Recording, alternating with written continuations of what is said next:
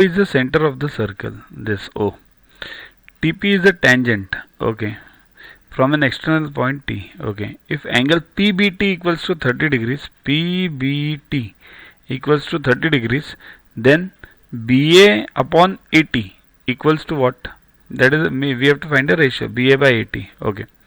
So in triangle BPA, angle B equals to 30, angle BPA equals to what? 90. Why? Why BPA is 90? Because angle subtended by a diameter on the circle is always a right angle. So BAP equals to 60. Why? Why 60? See this, 90, 30 and then 60. Total is 180. So 90 plus 30, 120, and 180 minus 120, 60. Okay.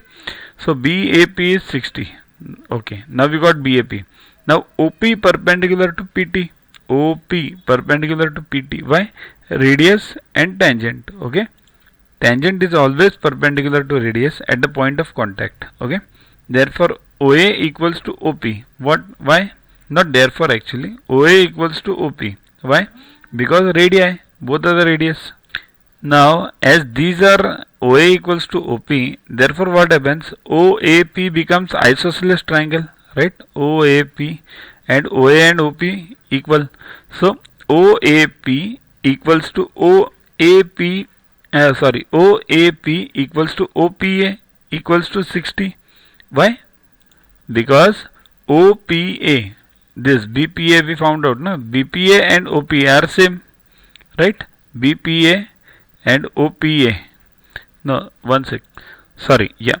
BAP and OAP are same. This OAP, because angle is same. We have already found out that BAP is 60, right?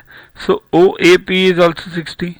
Therefore OPA is also 60, right? Put number 1. Now OPT equals to 90, right? Radius tangent. OPA plus APT equals to 90. Why? This is adjacent angles. So OPA plus APT. Okay. Now OPA is 60, we know. Therefore put 60 over here. Therefore 60 plus APT equals to 90. Therefore APT equals to 30. APT, we got it, 30. This smaller angle, 30. Okay. You might be thinking, what are we doing and why are we doing all this APT and all this? Why? What is the requirement? See here, the requirement is we have to find AT, right? Because what's the target? BA upon AT. Therefore we have to find AT, right? Means basically both we have to find AB and AT. AB is easy to find. AT is a bit difficult. So that's why we are doing all this digging. Our target is to prove APT as isosceles and then AP equals to AT. That's our target. So that's why we got APT as 30. Now we'll find ATP. How to find that ATP? Consider this triangle BPT, full big one. In triangle BPT, angle B plus angle BPT plus angle PTB equals to 180. Right? Sum of all the angles. Now we know many things. This is 30. Now BPT is 120. Why 120? Because OPT is 90 and BPO is 30. Because OBP is isosceles. So both the angles will be same. OP and OB radii. So isosceles. So both the angles 30. 30 plus 90, 120. Right? So 30 plus 120 plus angle PTB equals to 180. Therefore PTB you got it now. PTB equals to 30. But what is PTB? See this, PTB. PTB means PTA, same angles. PTB and PTA are same. Therefore PTA is also 30. Now in triangle APT, what we have is angle APT equals to 30 and angle ATP also 30. So triangle APT becomes isosceles. Now as this is isosceles, therefore AP equals to AT, right? Sides are same of isosceles, right? So AP equals to AT. You have got this now. In triangle OPA, right? Now here our target is AP equals to AT. We got it. Now we have to find AP. In triangle OPA, Okay, what is it? OPA plus PAO plus AOP equals to 180, right? Therefore 60 plus 60 plus AOP equals to 180. Now you will say how 60? See this. OAP we have already found out as 60 proven above, and these two are radii, OA and OP. So both isosceles. So this OPA will be 60 again, right? So AOP we got it now. AOP equals to 60 now, right? Getting it? Look at it minutely. AOP equals to 60. AOP 60, you got it now.